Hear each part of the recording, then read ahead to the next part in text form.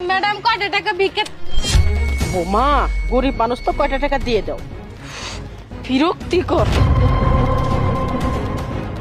এই ম্যাডাম। না না ম্যাডাম ভিক্ষা লাগবো না জানকা। কি আশ্চর্য, তুমি তো টাকা চাইলে আবার বলছো লাগবে না। ম্যাডাম ভুল হয়ে গেছে, জানকা লাগবো না আমার টাকা।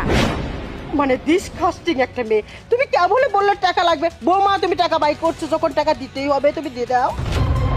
ম্যাডাম কইলামই তো যে আপনার মতো বড় লোকের টাকা আমার দরকার নাই জানকা।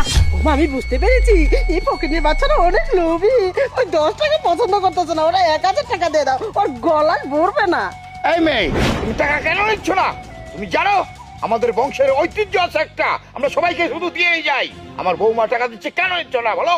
তার মানে আমার বৌমাকে ওই এই ফকিনি মেয়েটা অপমান করছে, এটা হলো আমার কাছে একদম কষ্টের ব্যাপার। হ্যাঁ হ্যাঁ অবশ্যই। আচ্ছা আপনারা চুপ করুন, আমি দেখছি। এই ফকিন্নির বাচ্চা, এখন তো 1000 টাকা দিয়েছি, এবার তো নে। না আমি নিমু না, 1000 কেন 1 কোটি টাকা দিলেও আমি নিমু না। তাহলে কেমনটা লাগে বলুন তো? ও নিজেই টাকা চাইলো, ওকে 1000 টাকা দিচ্ছি, তারপরে ও টাকা নিচ্ছে না। এই টাকা নে। নিমু না। বৌমা তুমি এক কাজ করো, এই ফকিনির বাচ্চাকে একটা লাথি মারো, না হলে আমার শরীরে রক্ত পানি হবে। অবশ্যই ও এটাই ডিজার্ভ করে, ওর কত বড় সাহস। আমি ওকে রিকোয়েস্ট করলাম কিন্তু ও আমার কাছ থেকে টাকাটা নিল না। মনে চাচ্ছে বৌমা লাথি মারতেছে না কে? পাউসা করে আগ্রহ হয়েছে এর আমি বুঝতেছি না। কি হইলো, থামলেন কেন? মারেন মারেন, থামলেন কেন? বিথি, বোন আমার, তুই কেমন আছিস? আমি কল্পনাও করতে পারিনি এতগুলো বছর পর আমি তোকে এভাবে দেখতে পাবো। বিথি, মা কেমন আছে? মা কোথায়? চুপ করেন, আপনার ওই মুখে মার নাম নিবেন না। আর আপনি কাকে বোন ডাকতেছেন? আপনার বোন, আপনার মা, আপনার বাবা সবাই তো ওই দিনে মারা গেছে। যেদিন আপনার বোন মাকে ফালাই রেখে গেছিলেন, আপনি জানতেন না আপনার বোন ছোট মানুষ ছিল, আপনার মা অসুস্থ ছিল।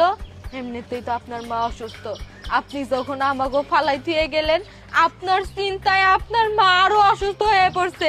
একটাবারের জন্য আপনি আপনার মাকে খোঁজ নেওয়ার চেষ্টা করছেন? করেন নাই। আমার ওই মা পাগলের মতো চটফট করে কান্না করছে আপনাকে একটা নজর দেখার জন্য, আপনাকে দেখতে পারে নাই।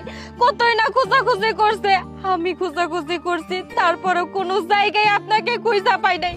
এখন আমার মা অনেক অসুস্থ, আমার মাকে যে ঠিক মতো 3 বেলা খাওয়াবো, ওষুধ কিনে দেবো, ওই টাকাটাও আমার কাছে নাই, কেউ দেয় না আমার করে। এর জন্য আমি না পেরে রাস্তায় ভিক্ষা করি, আমার মাকে 3 বেলা ভালো মন্দ খাওয়ানোর লেগে, ওষুধ কিনে দেওয়ার লেগে। বিথি, বিথি এবার তুই চুপ কর। আমি জানি তোরা আমার প্রতি অনেক রাগ নিয়ে আছিস, আমার প্রতি তোদের অনেক ক্ষোভ, কারণ আমি এমন